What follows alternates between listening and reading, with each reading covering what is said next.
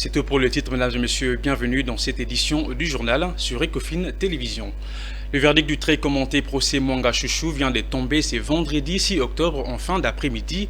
La haute cour militaire siégeant dans cette affaire qui a opposé l'auditeur général au député national Edouard Mwanga Chouchou Izi et son coprévenu, le commissaire principal Robert Moucha Maliroy, a rendu publique sa décision finale 5 mois après l'ouverture du procès. Suivez.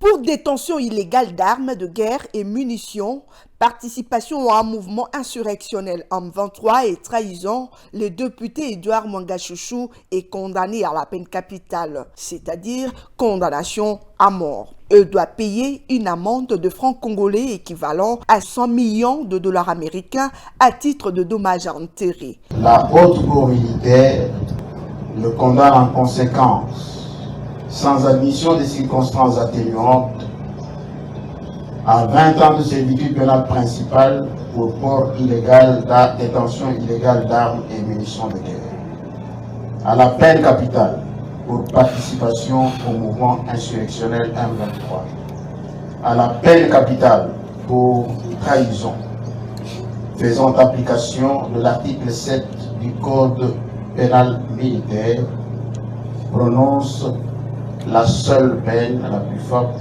à savoir la peine capitale, c'est-à-dire la peine de mort.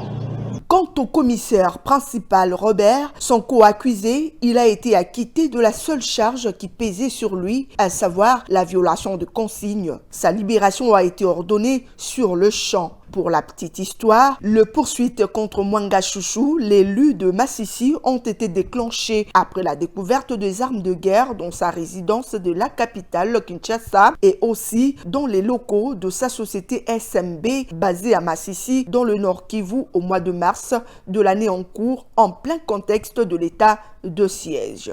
Condamné à ce jour au dernier ressort avec donc zéro possibilité de recours et aucune circonstance atténuante accordée, le député Edouard Mwanga Chouchou, absent à ce jour de verdict pour raison de santé, reste ainsi en prison pour toujours.